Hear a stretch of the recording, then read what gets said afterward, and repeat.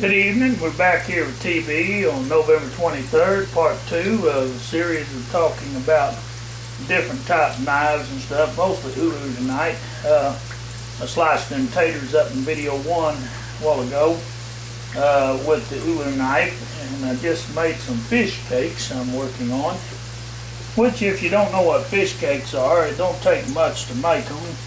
About 1 egg if you got it. I have made them without an egg. You can, what you do, you open a can of salmon, any kind of salmon, or black or jack mackerel will work, and you can make, or if you've got carp or any type of pressurized fish like that, will make fish cakes. Now you can eat the fish straight out of the can, won't hurt a thing, but if you want them hot, when I make taters like this and I don't have any meat unthawed, be serious whenever I throw some of these in. I make fish cakes. Mine are not pretty like your mama or your grandma might have done it. Nowadays you're lucky if you can find a wife that can cook that good. There's a few can. I can't even do a very good job, but I'm just starting again. I haven't been cooking or doing much of anything in the past 3 months or better, a little over 3 months. Because my mother was in the nursing home and getting rehabilitation, and I just didn't have time running back and forth from the nursing home, doing her laundry and things, and trying to take care of my mother best I could until she got back home. She's 76 this year and going on 77 here in December. She had her potassium drop out in into August there, and kept getting worse. And I took her to the doctor, but the doctor, he took his test. By the time he got him back, it was too late because I done had her in the hospital. She was getting weaker by that night after she saw him. 3 days later, he calls me from the doctor's office telling me, "Hey, Mike, you better get your mom to the hospital." I said, "You're too late. She's been there since the day I saw you." Because if I'd have waited, Mom could have died. You don't want to always depend on your doctor. I was a little put out with him, but he's a good doctor, actually, for the most part, I guess. But he didn't get his lab report back on Mom to know what was wrong with her. Because they have to take lab checks and stuff to see what to do for it. Well, he sent the lab work out, and the time he got it back, Mom was already in the hospital. 2 days. But a little over 2 days, really. I put her in Monday night after I saw him in August, and then she wound up in the hospital for a couple weeks there. And then after I got her out of the hospital, she went into rehab so she could get her motor skills back, getting up and down off the bed and just getting around, you know. Their motor skills for seniors is different than ours, just so they can get around even, to get to the kitchen and the bed and the bathroom, so to speak. Things like that. But they had to work on them to get her back to where she is now. And they did a good job in therapy. Mom don't think so, but I think they did pretty good. She was in there every day for a little over 3 months. But that's really not what the focus of this video is about. I'm just showing you different scenarios. But anyway, she's home now, and everything's going pretty good so far. She's doing pretty good, other than her lift chair broke down on her, and I don't know how I'm going to afford to get that fixed or get another. But I'll figure it out some way. But I'll be making these Zulu knives during the Christmas holiday. And like this one, if I have to order stainless steel, it's pretty expensive for stainless steel for these type of knives. Now I make my Ulu a little different than the traditional T-handle. This one here has a full handle, and you got a thumb rest for rocking it back and forth. Either way you turn it, doesn't matter which way you use it. You can turn it around this way or the other way. You got a thumb wore down to work at. Your fingers go in here. You can skin. You can scrape hides with that. It's pretty much a useful tool all the way around. The Ulu, the Alaskan natives up there, the Eskimo, they came up with a pretty good tool. They didn't really use these for warfare much. Oh, they'll cut you open all right, but they wasn't really made like our traditional long knives that we use. They were made more for scraping and cutting the hides and working up food for the kitchen for them to eat. That was what the Ulu knife was mostly made for. More so, only they didn't have steel like we do. I imagine they used whale bones and other types of bones from their animals that they captured for scraping, or they may have even used stone in some cases because they didn't have steel.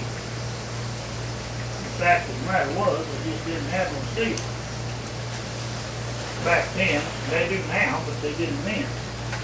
Now, Ulu knives are made all over the place, but you may be able to get them cheaper than what I can make them for. But it's that stainless steel that costs me so much, and I don't make nothing on making them if I have to buy the stainless steel. Now, if I can find enough of old used saws, or I'll tell you what I'll do, if you send me the stainless steel blade or the stainless steel material, in the handle, I'll make it half price for you. For $25, you can have it, and I'll ship it to you. I'll build you one that way, if you furnish your own materials. It's just a thought for Christmas. I'll even put your name on it, or the person's name you're having it made for, if you like. All my knives come off of a forge, generally, except for these stainless steels. I don't put them on the forge. But I can engrave with an engraving tool the name of whom you want on there. It'll have USA, and it'll have TB's blacksmith, or TB's forge, what number knife I made from here. On it on one side, and on the other I put the name of the person you want on. I can use what you call a Dremel. A Dremel will scar in or draw in the name you want put on it. I'm just about to get some taters and fish cakes on the mend, and they're starting to smell good. But I just wanted to demonstrate what the Ulu knife would do. In the first video, you saw me slice them up in less than 2 minutes. I had taters on, and I didn't cut my hand. I didn't have to worry about slicing towards me. I put it on a cutting board and done my slicing. What you really need with that Ulu knife is a wooden bowl. A wooden bowl would be perfect, big enough. Something like this one right here, made into wood instead of plastic.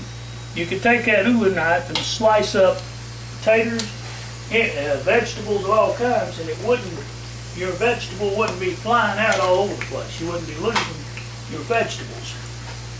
It wouldn't be making a mess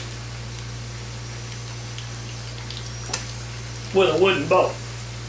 I may make some of them wooden bowls. I haven't tried it, but I believe I could do it. Let's see. I got to get my plate, whatever I'm done with. Oh, here it is. Take up them fish cakes, or they're going to burn on me and won't be worth a flip. They'll get too hard. I want them done though in the center. I don't like raw. Well, it is done. It comes out of the can, but it would. For most meat, I like to make sure it's well done, because you never know what's under the. Let me cook that just a little longer. If I can get that blame tater out from under there. I think it's done for all practical purposes. Let me go ahead and take up that. Let the grease drip down a little bit. Needed a paper towel for this. But anyway, there's part of my fish cakes done. Let me turn the, oh shoot. I got a French fry there. Or potato chip, brother. My potatoes are just about completely dead. Now let me scoot them over because I want to finish cooking my fish cakes. We get that off there, it'll burn or make a hell of a mess. Come on, damn it. It's over here. Pardon my French, but that was getting hot. Okay. Now,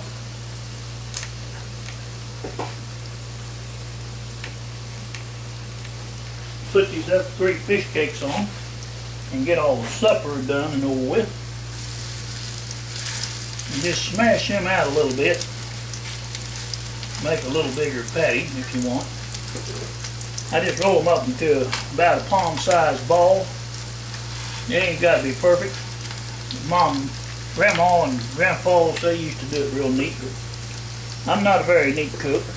I just make the best of it. Like I say, you can use eggs in these. If you have an egg, put 1 egg to 1 can of salmon, like you had a pound of salmon. And I put salt and pepper, whatever kind of seasoning you like. I've been using this no salt because of my blood pressure. See, about 2 weeks ago, I wound up in the hospital and like to bled to death and almost died from a nosebleed of all things. You sure can. You can bleed to death from a nosebleed. If you don't get it stopped, you can. They had to put a balloon in my nose, type deal, to sear it off to keep it from bleeding me to death. So I had to wear that thing up my left nostril for 3 days. You think that ain't painful in a bad deal? I didn't like it, but I didn't have a choice. It was either wear it or bleed to death.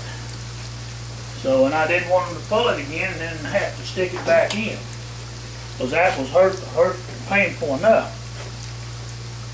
Now, I don't know why, but they didn't have no liquid cocaine, as they talk about, to dry up your sinuses, and I know they use that on aneurysm patients sometimes. I've been told that anyhow by folks. I haven't got any proof of that. They also could cauterize it with a laser surgeon. Could do that and stop the bleeding. However, they didn't have nobody there with that skill. No nose and throat and mouth doctor. But so far, for the past 2 weeks, I have had no bleeding. So I think I got my blood pressure straightened out, and I feel pretty good. But I've got to really watch it on salts.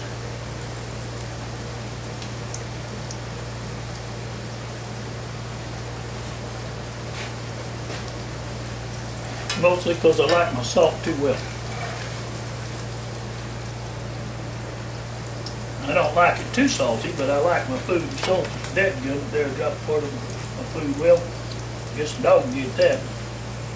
Don't get all of it. I'm going to dip up these taters, the thinner ones, get them out of there, or they'll get too hard to eat.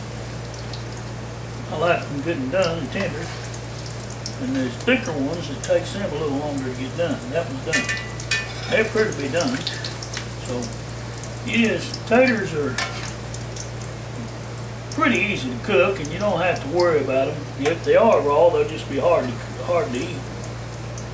If you know what I mean, be hard to. They would be hard to chew, and you know they ain't done if they're raw. But these are done, I believe. They're pretty hot, cooked well through. You can see they're brown good. I use red cayenne pepper on mine. I like seasoning on my food. I used to use Cajun seasoning, but there's too much salt in that, so I had to quit using that. So much of it. I can use it once in a while, a little light salting of it if I don't eat a lot of salt. But you got to really watch the salts that you eat when you're on blood pressure, or you'll wind up like I was. A lot of things can go wrong. You could have a stroke, heart attack. A whole lot of things can go wrong. Alright, now, got a plate full of taters, plate full of fish. Check that out, folks. And I got 3 more fish cakes cooking there. So, I wish you was here, we'd have a feast together.